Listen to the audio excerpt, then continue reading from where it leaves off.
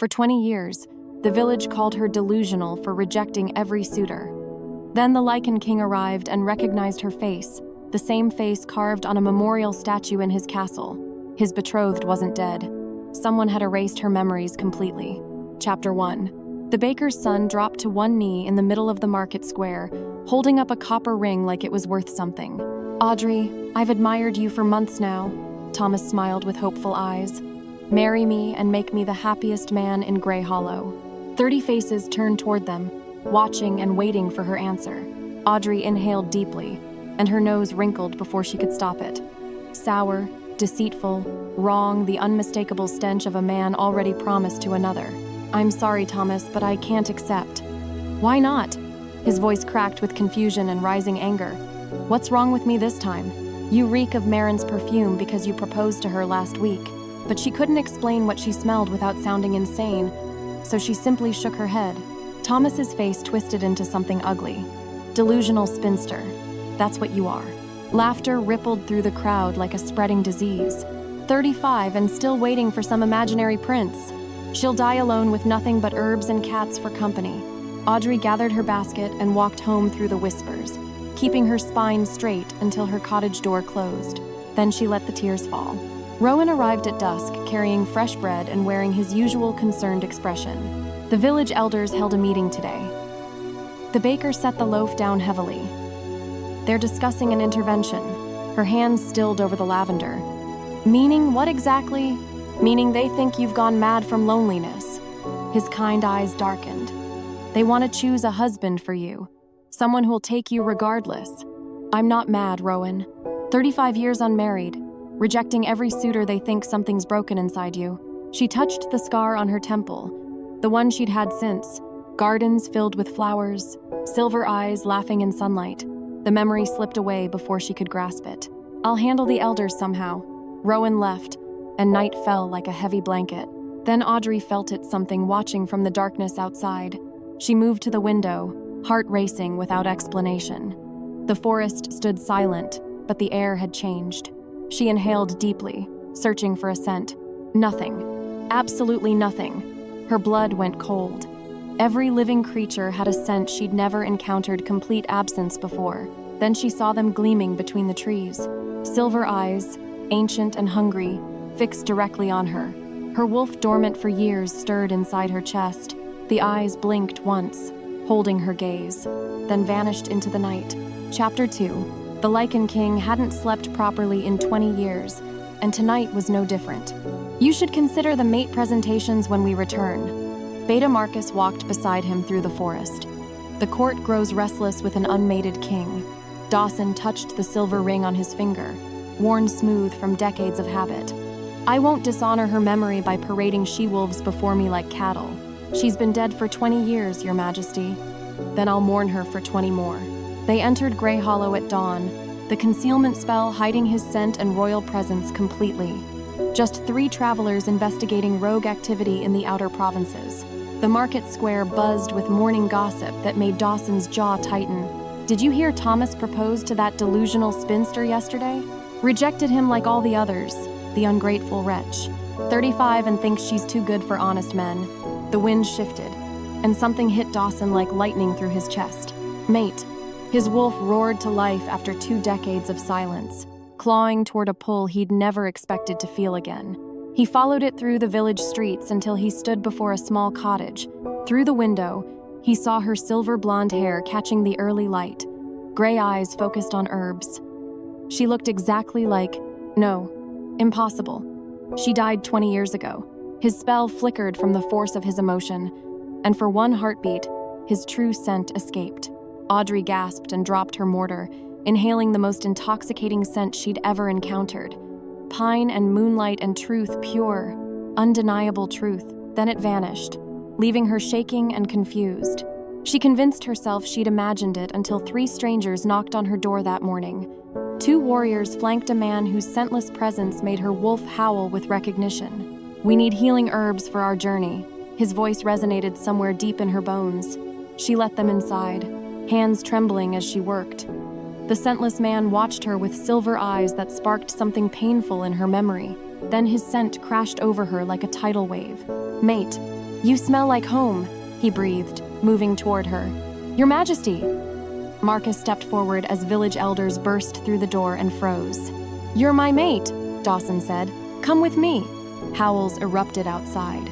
Rogues poured from the tree line, and Dawson shifted into the largest black wolf she'd ever seen. Audrey's bones cracked before she could think, her silver wolf emerging for the first time in years. They fought side by side, perfectly synchronized, until the last rogue fell. Dawson shifted back, staring at her like he'd seen a ghost. "Audrey Silvermane," he whispered. "It's you. You're alive." She had no idea what he meant, but his scent didn't lie. Chapter 3. Audrey Silvermane, the Lycan king had whispered, staring at her like she was a ghost risen from the grave. 3 days later, she still didn't understand what he meant. The journey to Moonshadow Keep felt endless, every mile humming with the mate bond she couldn't ignore. She rode beside Dawson, hyper-aware of his scent, his presence, the way his silver eyes found hers when he thought she wasn't looking. "The king hasn't taken a mate in 20 years, Marcus told her quietly on the second night. The entire realm believed he was cursed. Why didn't he just choose someone else? Marcus glanced at Dawson's silhouette by the fire, because he was waiting for a dead woman. The castle appeared on the third morning, and Audrey's heart stuttered painfully. She knew this place, the spiraling towers, the gray stone walls, the gardens beneath the eastern windows. "I've been here before," she whispered. Dawson's jaw tightened. "Yes, you have." She couldn't sleep that first night, so she wandered the gardens at dawn instead. The memorial grove found her a quiet clearing with white flowers surrounding a marble statue. Audrey approached slowly, breath-catching when she saw the face carved in stone. Her face, exactly hers.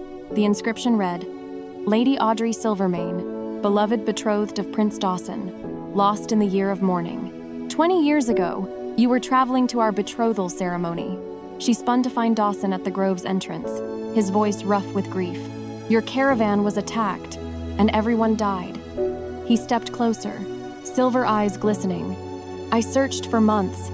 I thought you died with them." The world tilted. "I don't remember any of this. I've been waiting for you, Audrey." His voice broke. "For 20 years. The hedge witch arrived that evening, pressing gnarled fingers to Audrey's temple scar. She went deathly pale. Someone deliberately erased her memories using dark magic of the highest order. The witch's voice trembled. This was powerful, intentional, and required great sacrifice. "Can you restore them?" Dawson demanded. The witch hesitated. "Perhaps, but whoever did this is likely still alive and won't want her remembering." Chapter 4. Whoever did this is likely still alive and won't want her remembering. The hedge witch's warning haunted Dawson as he called the emergency council meeting the following morning. His inner circle gathered in the Great Hall Beta Marcus at the door, advisors finding their seats, Lady Seraphine settling with practiced grace. Kieran arrived last, his younger brother's eyes widening when he spotted Audrey beside the throne. "My mate has been found," Dawson's voice echoed through the chamber. "Lady Audrey Silvermane lives, after 20 years. Stunned silence filled the room. "Impossible," one advisor whispered. "She died in the attack. She survived with no memory of her past." Dawson took Audrey's hand. "She's finally home." Audrey watched the council rise to greet her, and her gift surged with overwhelming force. Every scent contradicted the words being spoken. "What a blessing your return brings." The trade advisor bowed, reeking of bitter resentment. "The realm rejoices," Lady Seraphine said warmly, her scent carrying surprising relief she never wanted the throne. "Welcome home, sister." Kieran pulled her into an embrace, and Audrey's body went rigid. His scent was wrong. Surface joy for his brother, yes, but underneath, something rotten festered. Old guilt coiled through him like poison through blood. She forced a smile until he released her. "Something's wrong," she whispered to Dawson afterward. "Your court reeks of lies, and traitors sit among your trusted." His jaw tightened. "Who?" Before she could answer, servants arrived with evening refreshments. That night, alone in her chambers, Audrey reached for the tea a maid had delivered. The cup touched her lips, and she froze. Beneath chamomile and honey lurked something sharp, chemical, deadly. Years as an herbalist had taught her to recognize poison instantly. She set the cup down with trembling hands. Someone wanted her dead before her memories returned. The hedge witch had warned her, and the enemy already walked these halls. Chapter 5. Someone wanted her dead, and now Audrey trusted no one except the king who claimed her. Marcus moved her to guarded chambers the morning after the poisoning attempt, stationing himself outside her door like a mountain refusing to move. The full moon approached quickly, bringing with it the queen's acceptance ceremony she couldn't escape. "Every Alpha House will attend," Dawson explained, his hand warm against her cheek. "They need to see you, to accept you as their queen. And if they don't accept me," his silver eyes darkened, "they will." The sacred grove glowed beneath the full moon. 7 Alpha houses assembled in a perfect circle around the ancient stones. Audrey stood beside Dawson, wearing silver silk that matched her wolf, feeling hundreds of eyes weighing her worth. "I present Lady Audrey Silvermane," Dawson announced, his voice carrying across the grove. "My fated mate, your future queen." Murmurs rippled through the crowd: curiosity, suspicion, grudging, respect. Then Lady Alara stepped forward. The ancient oracle moved like smoke through the assembly, her blind eyes suddenly flooding with pure silver light. When she spoke, her voice resonated with something far older than herself. "The Keeper of Truth stands before you tonight." The words rang like bells through the grove. Born once per 1,000 years when darkness threatens the realm, she is the 5th Scent Keeper sent to cleanse corruption or watch everything fall to ruin. Audrey's blood turned to ice. "The greatest betrayal comes from closest blood." Elira's possessed gaze swept the crowd. "Her choice approaches. Expose truth and tear love apart, or remain silent and burn with the realm." The silver light faded, and Elira collapsed into waiting arms. Silence hung heavy until one wolf raised his head and howled acceptance. Then another joined, and another, until the entire grove sang with the most beautiful harmonics Audrey had ever heard. She was legitimate. She was divine. She was terrified. Because across the grove, Kieran stood frozen with an expression she couldn't read, but his scent screamed the truth: pure, undiluted terror. Closest blood. Why did those words make his guilt spike so violently? Chapter 6. Closest blood. The oracle's words haunted Audrey for weeks, but she buried her suspicions beneath the work of exposing the rot festering in Dawson's court. Marcus became her shadow after she saved his daughter from a poisoned sweet meant for Audrey herself. His loyalty was absolute now, his scent carrying nothing but fierce protectiveness whenever they walked the castle halls together. "The trade advisor has been skimming funds for years," she told Dawson after one particularly revealing council session. "He reeks of greed every time the Treasury is mentioned." The advisor was arrested that evening. "The Northern Alpha House representative stinks of treason," she reported 3 days later. "They're plotting secession." Dawson's wolves intercepted their messengers before dawn, but each discovery led back to the same troubling pattern: Kieran always nearby, always helpful, always with a reasonable explanation. His scent remained that same unsettling mixture of surface charm and buried darkness. The nights belonged to Dawson alone. He taught her to embrace her wolf form, running beside her through moonlit forests until her silver fur gleamed with exertion. The private mate-claiming ceremony came on the 3rd week, his teeth marking her shoulder, hers marking his, their bond sealing with an intensity that stole her breath. She felt his emotions now, a constant warmth beneath her heart. He sensed her location always. One evening, he played his lute for her in his chambers, and a melody unlocked something buried deep. A garden, dancing with a silver-eyed boy, laughter echoing through hedges. "I remember dancing," she breathed. "With you, I think." His fingers stilled on the strings. "You always loved that song." The suspicious scent trail led her to the Shadow Moor's border 3 nights later. Audrey found the meeting site hidden among twisted trees, burnt candles, dark symbols, evidence of bargains no honest wolf would make, and lying forgotten among the dead leaves, a single dried flower. Her heart stopped. She knew this flower, from her childhood garden, a place only 2 people had ever visited: Dawson and Kieran. Chapter 7. The dried flower from her childhood garden burned a hole in Audrey's pocket as she sought out Lady Seraphine the following morning. She expected hostility when she cornered the noblewoman in the solar, but Seraphine's scent carried only relief and exhaustion. "I'm glad you're here," Seraphine said quietly. "I never wanted the throne or Dawson's attention." Audrey studied her carefully. "You're telling the truth about that, but you're lying about something else." Seraphine's face paled. "I don't know what you love someone," Someone you're hiding from the court. The noblewoman crumbled, tears streaming down her cheeks. Her name is Mira. She's a Delta warrior, and if anyone discovers us, your secret stays with me. Audrey touched her hand gently. I need information, not blackmail. The unlikely alliance formed over shared tea and whispered truths. Kieran has been unstable for years, Seraphine revealed, glancing toward the door. Secret trips, erratic behavior, meetings with strangers no one recognizes. Audrey's pulse quickened. What kind of strangers? 3 years ago, a merchant visited our province. Kieran recommended him personally as trustworthy. Seraphine hesitated.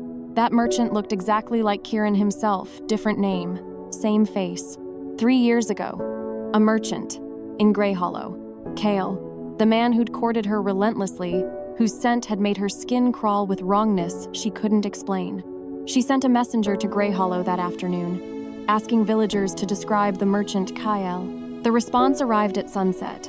Tall, dark hair, brown eyes that sometimes flashed red, charming smile, lean, build. Kieran's exact description. He wouldn't do this. Dawson's voice cracked as Audrey shared her suspicions that night. Kieran is my brother. I know what I smelled, Dawson. What I'm still smelling. Marcus stepped forward grimly. She's right, Your Majesty. Kieran's made unexplained absences for months. His scent carries dark magic residue now. Dawson closed his eyes, devastation rolling off him in waves. The full moon hunt approaches. Marcus continued. Sacred ground where lies cannot hide. Audrey took Dawson's hand. We expose him there, or the realm falls. Chapter 8. We expose him there, or the realm falls. The words haunted Audrey as she pretended everything was normal in the days before the hunt. Kieran's scent grew more corrupted with each passing hour, the entity clinging to him like black smoke she could almost see. His paranoia sharpened eyes darting toward her during meals, hands trembling when she entered rooms, smiles stretching too wide whenever Dawson mentioned the ceremony. She played her part perfectly, but her memories betrayed her with returning fragments. 3 children running through castle gardens, laughter echoing off stone walls, a silver-eyed boy holding her hand while a brown-eyed boy watched from the shadows, Kieran's face when she and Dawson announced their betrothal, pure heartbreak shattering behind his smile. He loved me, she whispered to Dawson that night, wrapped in his arms. Even then, before any of this, he loved me. Dawson's grip tightened. Love doesn't excuse what he's become, no, but it explains how the darkness found its way inside. Kill her. The entity's whisper slithered through Kieran's mind as he watched Audrey cross the courtyard below his window. Before she exposes you, before she destroys everything. I won't, he growled, gripping his skull. She was my friend once. She chose your brother. She rejected you twice. Kill her, and the pain finally ends. His reflection showed red-rimmed eyes, corruption spreading like cracks through glass. He was losing this war. The knock came at midnight, the night before the hunt. Audrey opened her chamber door to find Kieran standing in shadows, his eyes flashing crimson before settling to brown. You should have stayed lost, Audrey. His voice carried 2 tones, now his own and something ancient beneath. If you expose me tomorrow, many will die. Kieran, the entity has contingencies. He stepped closer, and she smelled sulfur beneath his familiar scent. Plans within plans. Destroying me won't stop what's coming, it might accelerate it. He turned and walked into darkness. Audrey stood trembling, realizing the terrible truth. This conspiracy was far bigger than one jealous, broken wolf. Chapter 9. The entity has contingencies. Kieran's warning echoed through Dawson's mind as the full moon rose over the sacred grove, bathing 7 provinces in silver light. Every alpha house had gathered for the hunt, hundreds of wolves assembled in tense formation, sensing something monumental brewing beneath the ritual's surface. Audrey stood beside him in silver silk, her gray eyes sharp with determination despite the fear he felt pulsing through their bond.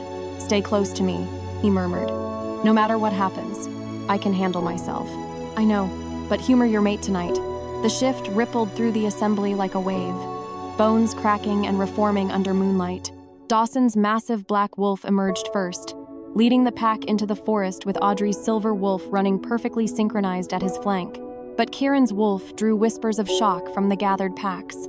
Gray fur hung in mangy patches, ribs visible beneath corrupted flesh, eyes flickering between brown and hellish red. The entity was consuming him from within. The hunt began and Kieran struck. His wolf darted sideways, snapping at Audrey's hindquarters, trying to separate her from the pack's protection. Dawson snarled and intercepted, Marcus flanking from the opposite side.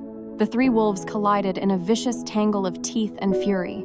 Blood splattered across fallen leaves before Dawson's jaws closed around Kieran's throat. "Shift back, now!" The command resonated with alpha authority, forcing every wolf into human form.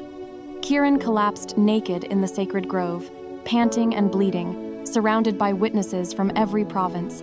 Audrey stepped forward, her voice carrying across the silent assembly. Kieran reeks of dark magic, of guilt, of betrayal spanning 20 years. She laid out the evidence: systematically dark bargains, embezzlement, orchestrated plots designed to destabilize the realm.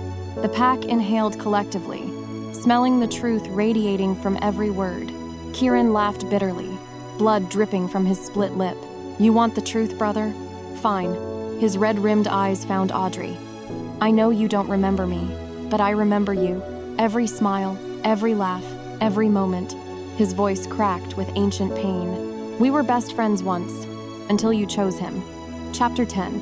We were best friends once, until you chose him. The words hung in the moonlit grove as Kieran rose to his knees, blood and tears mixing on his ruined face. 20 years ago, I loved you, Audrey." His voice carried to every witness present. "I watched you fall for my brother, attended your betrothal ceremony smiling while something inside me died with each vow." The pack stood frozen, bearing witness to destruction unfolding. "The night before your journey, something whispered to me in the darkness." Kieran's eyes flickered red. "It said you could forget him, start fresh, choose me instead." Dawson's growl rumbled through the grove. "What did you do?" "I made a bargain." Kieran laughed brokenly. "Paid a dark magic user to erase Dawson from her memories, erase the betrothal. I planned to rescue her, win her heart properly." His hands clawed the earth beneath him, but the spell went wrong. It erased everything: her entire life, everyone she loved.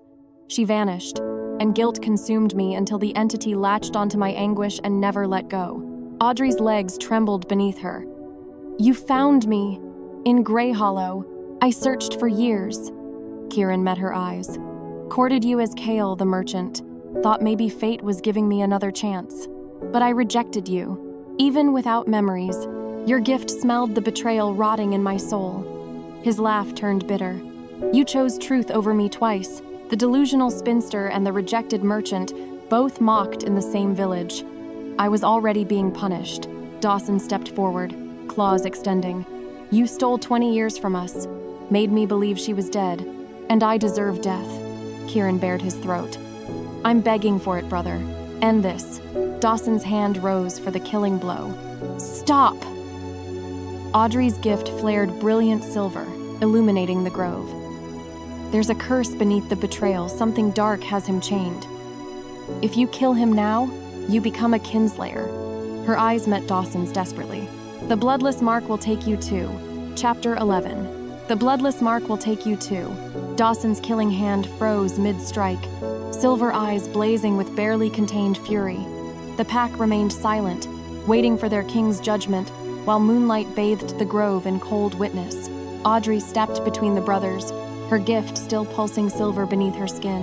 Kieran made one terrible choice at 17, but the entity exploited his guilt and possessed him for 20 years. Her voice carried steady despite her trembling hands. "The darkness controlling him isn't Kieran. It's the Shadow King, working through a broken boy who never stopped paying for his mistake." Lady Alira shuffled forward, blind eyes glowing silver once more. Gnarled fingers traced the air around Kieran's chest, revealing what Audrey's gift had already detected. Shadow tendrils wrapped around his heart like black chains, choking his wolf into submission. "She speaks truth," the oracle rasped. "If you execute him now, the entity simply finds another host. Kieran is victim and perpetrator, both destroying him, solves nothing." "Then what would you have me do?" Dawson's voice cracked with anguish. "Forgive him? Welcome the man who stole my mate?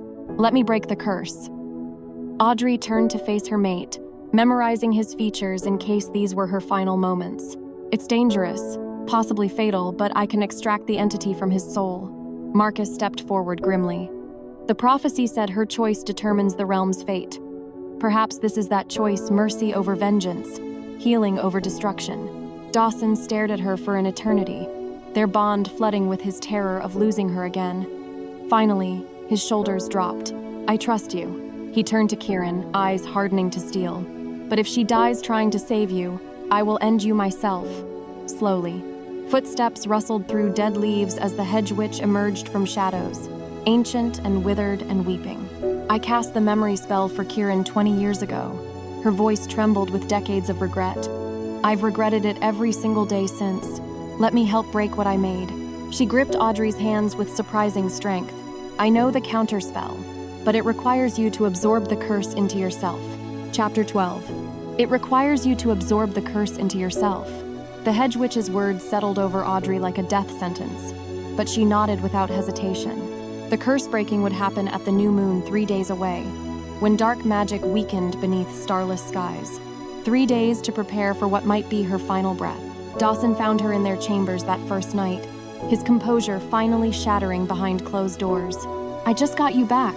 He gripped her shoulders, silver eyes glistening. 20 years I mourned you, Audrey. I can't lose you again. If I don't do this, the entity wins." She cupped his face gently. "Your brother disappears completely. Darkness spreads through the realm, and everything we've built burns. This is why I'm a scent keeper, Dawson. This is my purpose.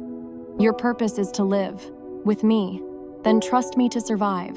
That night, they completed their mating bond fully, desperately, tenderly, memorizing each other's skin in case tomorrow never came.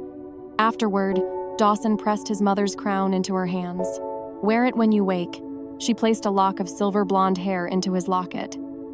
"Keep me close if I don't." The hedge witch sought her out the second morning, guilt carving deep lines into her ancient face. "Kieran came to me desperate and heartbroken." She confessed, "I thought I was helping young love find its way. When the spell went wrong, the entity approached me, offered power to fix my mistake. You accepted. I'm as responsible as he is for what followed." Tears traced her wrinkled cheeks. "The entity serves the Shadow King directly. If you break this curse, you make an eternal enemy." Lady Elira's training consumed the remaining hours, teaching Audrey to wield her gift offensively, purifying corruption rather than simply detecting it. Each practice session left her screaming, silver light burning through her veins like holy fire. The night before the ritual, she visited Kieran's guarded cell. He sat in chains, broken and waiting, expecting nothing but death. But beneath the corruption and guilt and darkness, Audrey smelled something new. Hope. Fragile, buried deep, barely surviving but real. Kieran didn't want to die. He wanted redemption. She wasn't saving an empty shell tomorrow. She was saving someone who desperately wanted to live.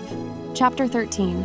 She was saving someone who desperately wanted to live, but Dawson couldn't shake the terror that he was about to watch his mate die trying. The new moon hung invisible above the sacred grove, darkness pressing down like a funeral shroud. Kieran knelt in the center of the ancient stones, bound in silver chains that sizzled against his corrupted flesh. The entire pack surrounded them in a protective circle, their combined energy feeding into the ritual space while the hedge witch and oracle chanted words older than the kingdom itself. Audrey stepped forward in white robes, her silver blonde hair loose around her shoulders, looking every inch the divine being the prophecy had promised. Dawson's heart cracked watching her go. "If anything goes wrong," he started. "It won't." She pressed her palm to his chest, feeling his heartbeat one last time. "Trust the bond. Trust me." Then she turned and placed both hands on Kieran's chest. The grove fell silent. Even the wind stopped breathing. Audrey inhaled deeply, and black smoke began pouring from Kieran's mouth, his eyes, his very pores. It streamed into her like poison seeking a new vessel, and Dawson watched in horror as dark veins spread across her pale skin like cracks in porcelain. She started screaming, her body convulsed, back arching at an impossible angle, silver eyes rolling white as the entity fought against extraction. The hedge witch's chanting grew desperate, the oracle's blind eyes blazing with borrowed divine light. But Audrey just kept screaming as darkness consumed her from within. Inside her mind, she drowned in Kieran's memories. A young boy watching a silver-haired girl dance at a festival, too shy to ask her name. Years later, standing beside his brother as she chose Dawson, smile fixed, while his heart shattered into pieces. Night falling, the entity's whisper curling through his despair. You deserve her. Take her. Make her forget him. The spell going wrong, erasing everything instead of just Dawson. Her scream cutting off as she vanished into nothing. 20 years of guilt feeding the possession, the entity growing fat on his anguish. Finding her in Grey Hollow, hope rekindling like an ember refusing to die. Her rejection again, his final break. Then she saw the entity itself. Shadow given form, pure malevolence wrapped in darkness older than the realm. It turned toward her with eyes like dying stars, its voice echoing from everywhere and nowhere. You're too weak, little keeper. I've consumed stronger souls than yours. But Audrey smelled something beneath its bravado, sharp and sour and unmistakable. Fear. The entity was terrified of her. Scent keepers were its natural predator. Truth the only weapon against shadows built from lies. Her gift exploded outward, silver light crashing against black smoke in a war that existed beyond physical space. The entity shrieked and tried to flee, but she'd locked onto its essence now, dragging it from every corner of Kieran's soul where it had hidden for 2 decades. She's dying, Marcus shouted from outside the circle. Her heart, it's stopping. Dawson didn't think. He simply moved. He broke through the protective barrier, ignoring the oracle's screamed warning, and grabbed Audrey's convulsing body. Alpha power poured from his hands into her failing form, their mate bond flaring brilliant gold as he anchored her to the living world. Stay with me, his voice cracked with desperation. Audrey, stay. Don't you dare leave me again. The bond between them became a lifeline, his strength flooding into her emptying vessel. He felt her slipping, felt the entity trying to drag her into death alongside it, and he held on tighter. I won't let you take her, he growled at the darkness. She's mine. Audrey heard him through the chaos, his voice, his love, his absolute refusal to let her go. She gathered every ounce of silver light her gift possessed and screamed. The entity expelled from her body with explosive force, manifesting as a writhing shadow creature trapped within the circle. The oracle and hedge witch moved instantly, driving sacred silver daggers into its form while chanting words of banishment. It dissolved into nothing, shrieking curses that echoed into eternity. Audrey collapsed, not breathing. Dawson caught her before she hit the ground, pressing his ear to her chest. Silence. He started CPR, counting compressions while tears streamed down his face, refusing to accept what his senses were telling him. She's gone, Marcus whispered, reaching for his shoulder. My king. No! Dawson snarled, continuing compressions. She promised me. She promised, Audrey gasped. Her eyes flew open, pure molten silver, glowing with the moon goddess's divine light. The entire grove dropped to their knees as power radiated from her transformed form. Then the silver faded to her normal gray, and she blinked up at Dawson's tear-streaked face. Did it work? She whispered. He laughed through his sobs, crushing her against his chest. Never do that to me again. Chapter 14. Never do that to me again. Dawson's words echoed through Audrey's dreams for 3 days, while her body healed from the impossible. When she finally opened her eyes, he was exactly where she expected, slumped in a chair beside her bed, unshaven and exhausted, his hand wrapped around hers like he'd never let go. You look terrible, she whispered. His head snapped up, silver eyes flooding with relief so intense she felt it crash through their bond like a tidal wave. You died, his voice cracked on the word. Your heart stopped for almost 2 minutes, but it started again. Because I refused to let you go. He pressed his forehead to their joined hands. 3 days, Audrey. You've been unconscious for 3 days. She lifted her free hand to touch his face and noticed the faint silver glow emanating from her own skin in the darkened chamber. Her gift pulsed stronger, now permanent, transformed, blessed by the moon goddess herself for her courage. She could smell the truth of Dawson's exhaustion, his terror, his overwhelming love radiating from him like heat from a flame. And beyond the chamber walls, she sensed more. Lies and truths from miles away, the emotional landscape of the entire castle mapping itself in her enhanced consciousness. The gift that had once made her an outcast in Grey Hollow had become something divine. Something's different, she said softly. The oracle says the goddess blessed you during the ritual. Dawson finally lifted his head, drinking in the sight of her like a man dying of thirst. Your gift is permanent now, stronger than any scent keeper in recorded history. Audrey absorbed this slowly, testing the edges of her new abilities. Then a more pressing question surfaced. Kieran? Dawson's expression hardened. Freed from the entity, lucid for the first time in 20 years. A pause heavy with complicated emotion. He remembers everything now. Every crime, every manipulation, every moment the darkness used his hands to hurt people. How is he? Devastated. Dawson pulled back slightly, releasing her hand to scrub his face. The trial begins this afternoon. Pack demands justice, death, or life imprisonment. Audrey pushed herself upright despite her protesting muscles. Help me dress. I need to be there. The great hall overflowed with witnesses as Kieran knelt before the assembled pack, chains binding his wrists, though he made no attempt to fight them. His face had aged a decade in 3 days, grief and guilt carving lines that would never fade. Brown eyes clear of corruption but drowning in remorse. This was not the monster who had threatened her before the ritual. This was a broken man finally seeing the full scope of his destruction. Kieran of House Silvermane. Dawson's voice carried the weight of reluctant judgment. You stand accused of conspiracy, dark magic, attempted murder, and treason spanning 20 years. The entity may have possessed you, but the original bargain was your choice. I know. Kieran's voice emerged rough from disuse and weeping. I don't ask for mercy. I don't deserve it. Murmurs rippled through the crowd, demands for execution, calls for imprisonment, the expected bloodthirst of a pack betrayed by one of their own. Audrey stepped forward, and silence fell like a hammer. May I speak? Dawson nodded, though his jaw remained tight with conflict. She approached Kieran slowly, extending her enhanced senses to examine every layer of his being. The corruption was gone completely, permanently destroyed. In its place, she found only remorse so deep it had become its own kind of prison, guilt that would haunt him until his final breath. I smell no more darkness in you, she announced to the assembly. Only grief, only regret, only a man who made one terrible choice at 17 and spent 20 years paying for it in ways none of us can imagine. He nearly killed you, someone shouted from the crowd. He stole your memories, destroyed your life. The entity did those things. Audrey turned to face her accusers. Kieran opened the door. Yes, but the creature that walked through it was not him.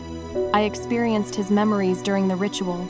I felt his horror when the spell went wrong, his desperation to fix what he'd broken, his slow consumption by a force he couldn't fight alone.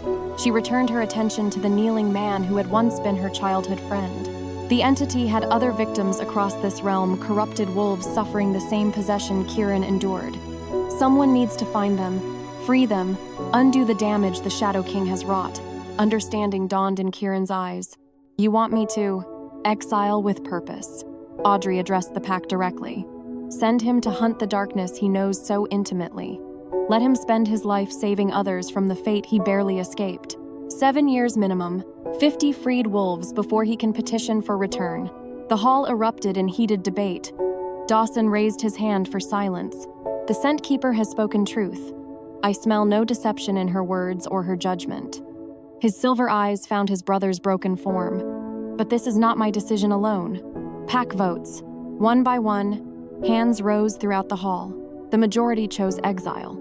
Kieran departed at dawn the following morning, carrying nothing but basic supplies and the weight of his redemption mission. The entire court gathered to witness his leaving, but Audrey waited until the formal farewells ended before approaching him privately. He dropped to his knees before her, unable to meet her eyes. I don't deserve this mercy. His voice shattered on each word. I stole everything from you, your memories, your identity. 20 years with your mate. I should be dead. Audrey knelt to meet him at eye level, lifting his chin until their gazes connected. You made a terrible choice driven by heartbreak and manipulation. The entity made the rest. She smiled sadly. I experienced your memories, Kieran. I know the boy who watched me dance and couldn't find the courage to speak.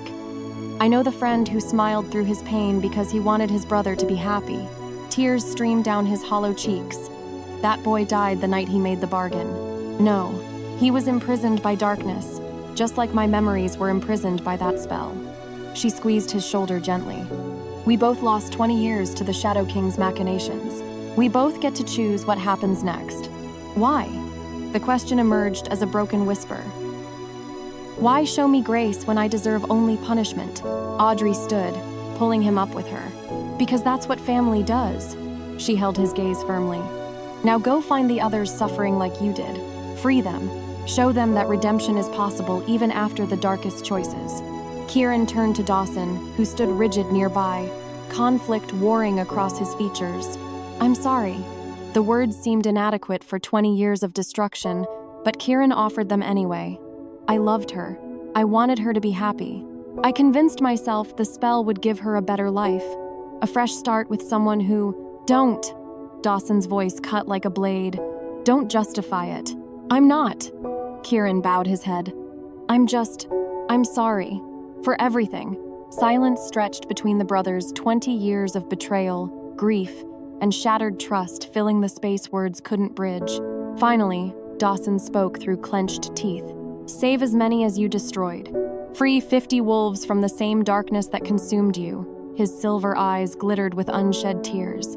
Then maybe I can call you brother again. Kieran nodded once, turned, and walked toward the castle gates.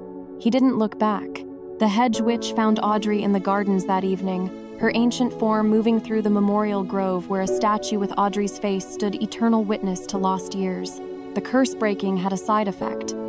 The witch's voice carried decades of guilt finally approaching absolution. Your memories weren't just suppressed, they were locked behind the same dark magic that bound the entity to Kieran. Audrey's heart stuttered. What are you saying? Gnarled hands pressed a small vial into her palm, liquid silver swirling within the glass. Breaking the curse shattered those locks.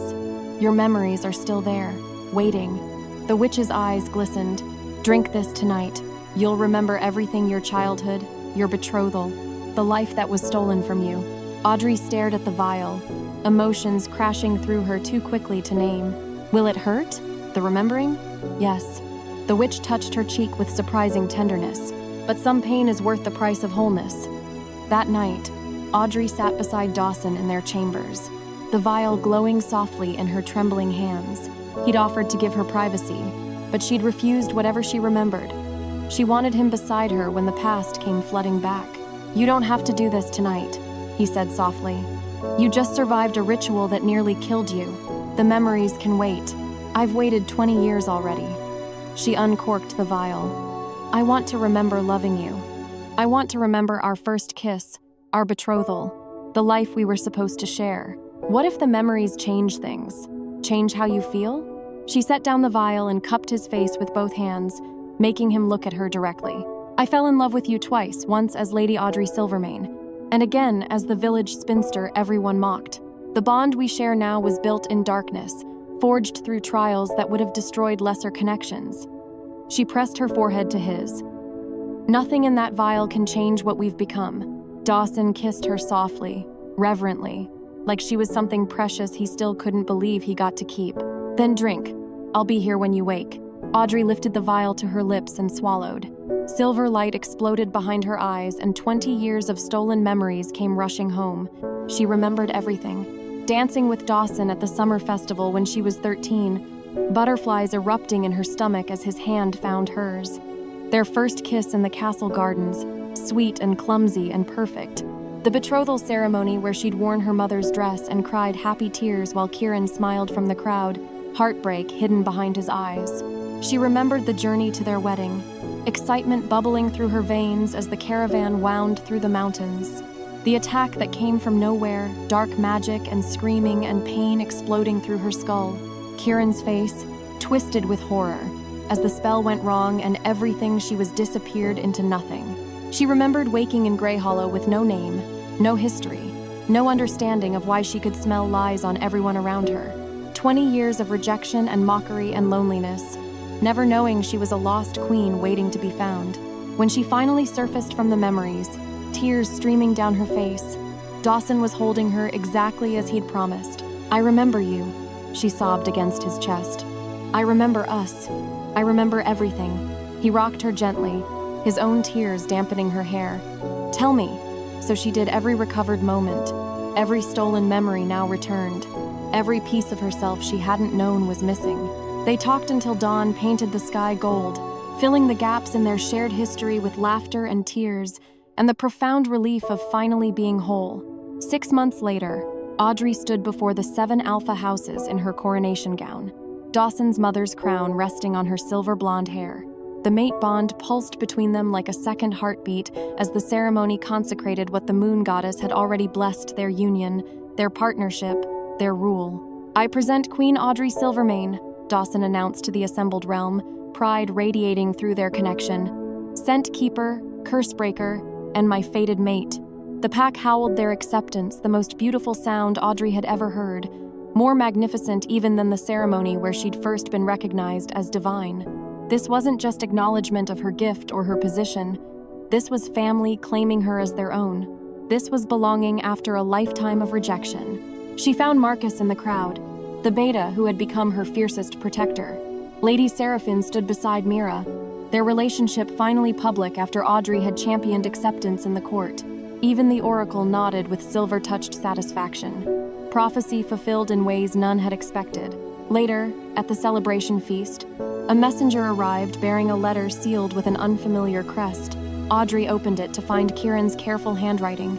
"I found the first one, a young Omega in the northern province, possessed for 3 years. She's free now, recovering with a pack who actually wants her. 11 more leads to chase. 50 feels possible for the first time. Thank you for believing I could still become someone worth saving. Tell Dawson I'll earn the right to be his brother again, however long it takes." She passed the letter to Dawson, watching emotions war across his face, anger and grief, and something that might eventually become hope. 11 down, she said softly. 39 to go. You think he'll actually do it? I smelled his determination before he left, his purpose. She leaned into her mate's warmth. He'll do it, and when he does, you'll find a way to forgive him. Dawson pulled her close, pressing a kiss to her temple. You sound certain. I'm a scent keeper. I'm always certain. She grinned up at him. Besides, family chooses grace. Remember? You taught me that. 1 year later, Audrey stood in the gardens at dawn, one hand resting on the swell of her pregnant belly. The memorial statue had been moved to a different grove, no longer a monument to loss, but a reminder of survival. In its place stood a new sculpture, a silver wolf and black wolf running side by side, eternal partners carved in marble. The inscription read simply, "What was lost has been found. What was broken has been healed. Love wins." You're up early. She turned to find Dawson approaching, sleep rumpled and gorgeous in the morning light. His hand immediately found her belly, a smile softening his features as their child kicked against his palm. Couldn't sleep. Too many thoughts. Good thoughts or worried thoughts? Audrey considered the question carefully, taking stock of everything they'd built from the ashes of betrayal and loss. The kingdom was stable, corruption exposed and purged by her gift. Kieran's letters arrived monthly, now 23 wolves freed and counting. Her memories had woven themselves back into her identity, creating someone new, not the lost lady of 20 years ago, not the village spinster who smelled lies, but a queen forged from both experiences. Grateful thoughts, she decided. For second chances, for bonds that survived the impossible, for a mate who waited 20 years and never stopped believing. Dawson wrapped his arms around her from behind, chin resting on her shoulder as they watched the sun rise over their kingdom. They called you delusional for rejecting every suitor, he murmured. Too picky, too strange, too broken to love. They didn't understand what I was waiting for. And what was that? She turned in his arms, silver meeting silver, the mate bond singing between them in perfect harmony. Truth, she said simply. I was waiting for something true. He kissed her then, soft and deep and full of promise, while their child grew strong beneath her heart, and the sun painted the sky in shades of gold and rose. 20 years of darkness, 6 months of discovery, a lifetime of love stretching before them. The delusional spinster had become a queen, and she'd never smelled anything more honest than the happiness blooming in her chest. So what did we learn from Audrey's story? That the things people mock you for might actually be your greatest gift.